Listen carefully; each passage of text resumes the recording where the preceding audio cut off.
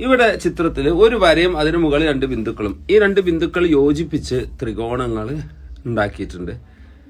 അങ്ങനെ ഈ സൈഡിൽ ഇപ്പൊ വരച്ച 2 വശങ്ങളുടെയും മധ്യബിന്ദുക്കൾ എത്ര അത് കണ്ടെത്തി, ഓരോ വശങ്ങളുടെയും മധ്യബിന്ദു കണ്ടെത്തി ആ മധ്യബിന്ദുക്കൾ യോജിപ്പിക്കാൻ പോവാണ്.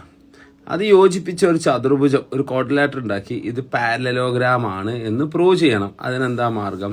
ഈ ചെറിയ ത്രികോണത്തിന്റെ വശങ്ങളുടെ മധ്യബിന്ദു യോജിച്ച വരയാണിത്. വലിയ ത്രികോണത്തിന്റെ വശങ്ങളുടെ മധ്യബിന്ദു യോജിപ്പിച്ച വരയാണിത്. ഈ 2 വരകളും സമാന്തരമാണ്, തുല്യമാണ്. ഇനി അടുത്തതായിട്ട് ഇങ്ങനെ വരച്ച് ഈ ത്രികോണം എടുത്തിട്ടും അതേ പ്രോപ്പർട്ടി നമ്മൾ പരിശോധിക്കുന്നു. ഇപ്പുറത്തൊരു ചെറിയ ത്രികോണം, ഈ ത്രികോണത്തിലും ഇതേ പ്രോപ്പർട്ടി പരിശോധിക്കുന്നു. ചുരുക്കത്തിൽ എതിരെന്നെ ഈ 2 വശങ്ങളും നീളം തുല്യമാണ്. അപ്പോൾ PQRS എന്ന് പറയുന്ന ഈ ചതുർഭുജം